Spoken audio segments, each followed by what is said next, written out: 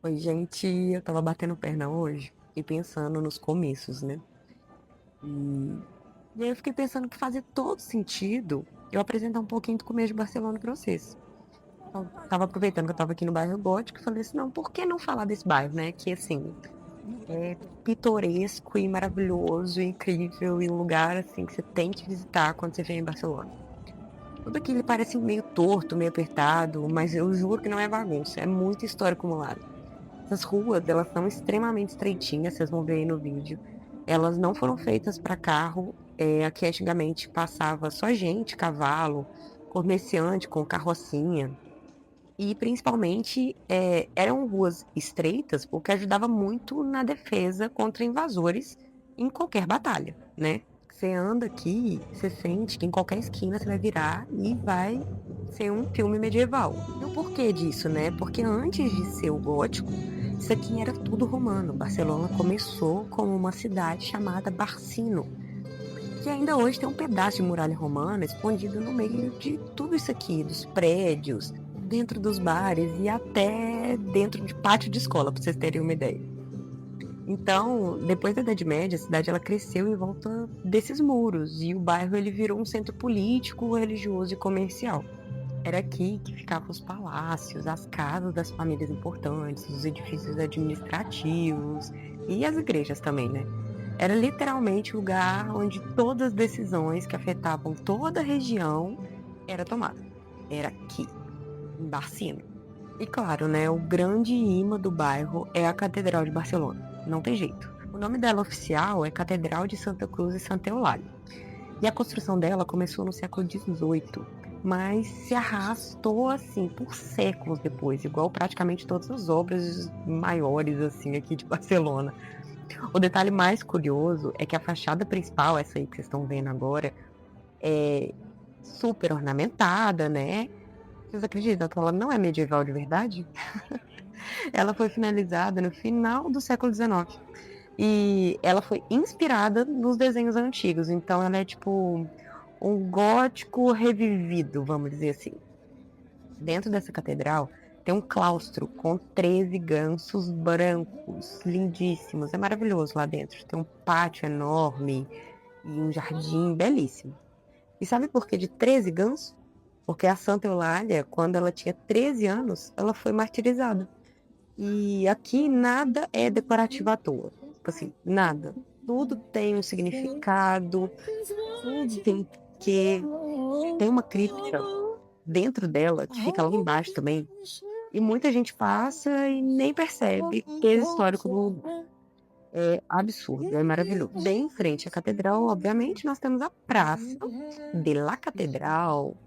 Sim, ela sempre foi um ponto de encontro. Hoje tem muito turista, música, gente cantando, artistas de rua, mas antigamente era um espaço reservado para o mercado, sabe? Anúncios públicos, várias reuniões públicas também. Esse espaço sempre foi palco de vida da cidade. Entrando o bairro adentro, nós temos umas coisas muito específicas, assim, desse bairro que são interessantes da gente deixar claro aqui. É, tem um bairro dentro do gótico hoje, né? Que ele é chamado El Cal, que é um dos pedaços mais importantes e, juro, menos óbvios do bairro. É um lugar que realmente, tipo, você tem que procurar saber para poder saber que aquilo aconteceu ali. Que é um antigo bairro judeu. Vocês acreditam? A comunidade judaica, ela teve um papel fundamental em Barcelona, principalmente na época medieval. Referente a comércio, medicina, finanças. Então, aqui existia uma das comunidades judaicas mais importantes da Península Ibérica.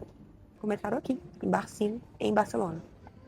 E tudo isso acaba de forma absurda e brutal no final do século XIV, com perseguição, massacre e depois a expulsão definitiva dos judeus da Espanha. Então, assim, né, judeus sempre sendo super importante para a economia daquele espaço e desenvolvimento dos lugares e depois sendo expulso e sem espaço geográfico definido. Enfim, não vamos entrar nesses méritos. Mas muitas das casas do Cal, né, o antigo bairro judeu, que agora são, tipo, duas, três ruas dentro do bairro de Gótico, foram ocupadas por outras famílias, as sinagogas viraram residências e hoje ainda existe a Sinagoga Maior de Barcelona, que ela é considerada uma das mais antigas da Europa. Ela é pequenininha, discreta, mas ela carrega muita história, né? Vocês imaginam, século XIV aí, antes do século XIV. Porque eles foram mandados embora no século XIV. Enfim, seguindo pelo bairro, você chega à Praça del Rei. É um dos lugares mais impressionantes dali. Aqui no bairro de Gótico ficava um antigo palácio real, onde os reis da coroa de Aragão, eles viviam e recebiam várias visitas oficiais. Dizem que Cristóvão Colombo foi recebido ali pelos reis católicos. Vocês não estão entendendo. Depois dele voltar da América. Tipo, passou em Portugal, deu uma paradinha lá, depois veio pra Espanha e foi pra esse lugar. Verdade ou mito, o simbolismo é enorme, né? E debaixo dessa Praça del Rei fica o Murba. Eu acho que é assim que fala. M-U-H-B-A. É o nome do Museu Histórico de Barcelona. MUBA. Acho que é MUBA. Lá embaixo existe uma cidade romana inteira preservada. Vocês têm noção disso? Rua, lavanderia, fábrica de garum, vinícola. É literalmente uma Barcelona por baixo de Barcelona. E isso é muito doido, porque você repara isso não só aqui em Barcelona. Você repara isso também em várias cidades que foram conquistadas por Roma, né? Que tiveram aí a influência muito grande de Roma. São camadas que são construídas uma por cima da outra. Eu acho isso fascinante. Aqui, bem pertinho da catedral, tem um dos pontos mais fotografados do bairro gótico, que é o Ponte del Bisbe. É o famoso passadiço, que ele liga dois prédios por cima da Carrer del Bisbe. Muita gente olha e acha que isso aqui é medieval e sempre esteve aqui, é antigo e tal, mas não é bem assim, tá? Esse passadiço, ele foi construído em 1928, bem mais recente do que parece. Se você olha aqui nessa parte de baixo do passadiço, tem uma pequena caveirinha cravada em pedra. Essa caveira, ela virou motivo de várias lendas. A mais famosa diz que se ela cair, Barcelona entra em desgraça. Sempre tem um mito, né, por trás dessas ruazinhas. E esse passadiço, ele faz parte de um projeto meio que de reinvenção do bairro gótico no início do século XX, quando Barcelona decidiu reforçar essa imagem de medieval da cidade para valorizar o centro histórico, sabe? Então, assim, ele é gótico, mas é um gótico meio cenográfico. Feito para parecer antigo mesmo. Específico dessa época que vocês vão conseguir visualizar no vídeo é um Natal espanhol muito vivido na rua. O pessoal faz muita questão de enfeitar a cidade inteira, fica maravilhoso. No Brasil, o grande momento do Natal é do dia 24 para o 25, né? Já na Espanha, essa data não é o ápice do Natal. A ceia, ela acontece, a família reúne, mas os presentes, eles muitas vezes nem aparecem nesse dia. O 25 é mais tranquilo, só não pro cagatinho. Quem que é o cagatinho? Cagatio, não sei como pronunciar direito. Mas ele é basicamente um tronco de madeira com cara, sorriso, chapéu catalão e um cobertorzinho. Esse ícone, ele fica dentro de casa no início de dezembro. Tipo, os pais colocam lá e as crianças vão alimentando esse tronco todos os dias, colocando comidinha, fruta, qualquer restinho. E aí, no dia 25, elas simplesmente batem nesse tronco, cantando uma música tradicional, até o tronco literalmente cagar doces. É isso que eles fazem no dia 25. O dia mais importante para eles do Natal é o Dia de Reis, que é celebrado hoje, no dia 6 de janeiro. Meus queridos, mas nem tudo aqui é beleza de cartão postal. Tem uns lugares que carregam muito essa cicatriz e essa pracinha aí bonitinha que vocês estão vendo é a Praça de São Felipe Neri. Ela parece tranquila, silenciosa, ela é meio escondidinha.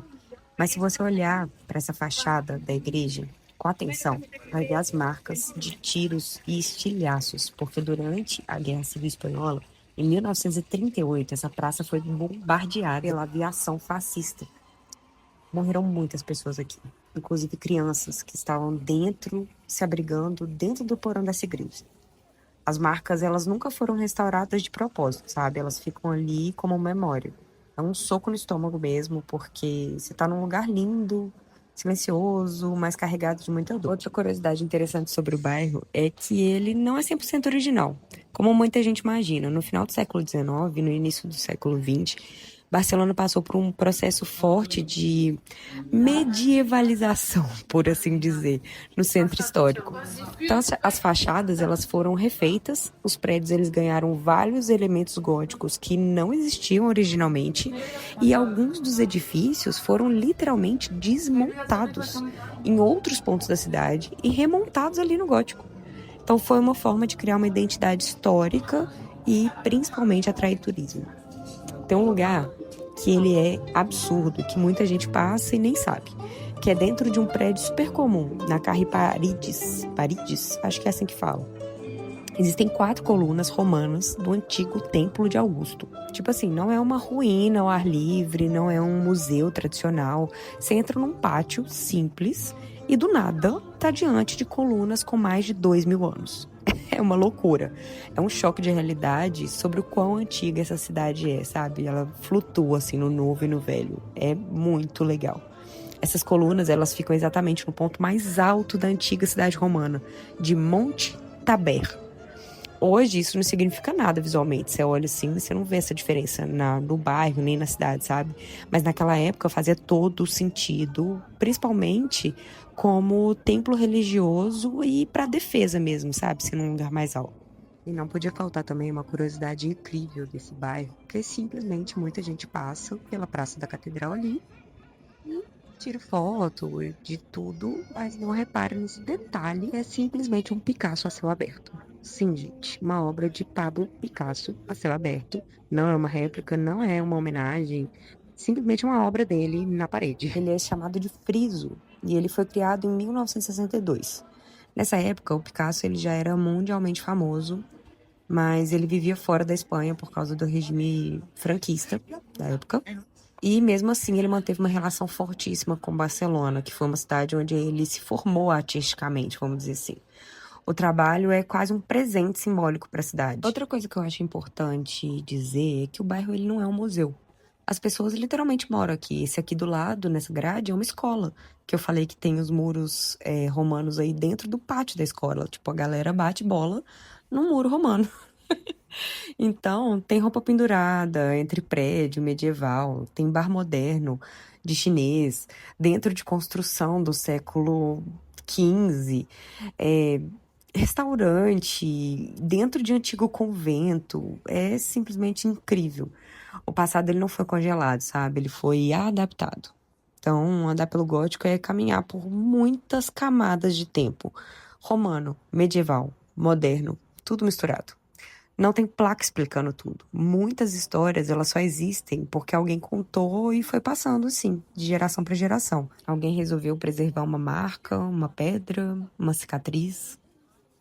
Então, talvez o mais fascinante do bairro mesmo seja isso, sabe? Ele não tenta ser bonito o tempo todo.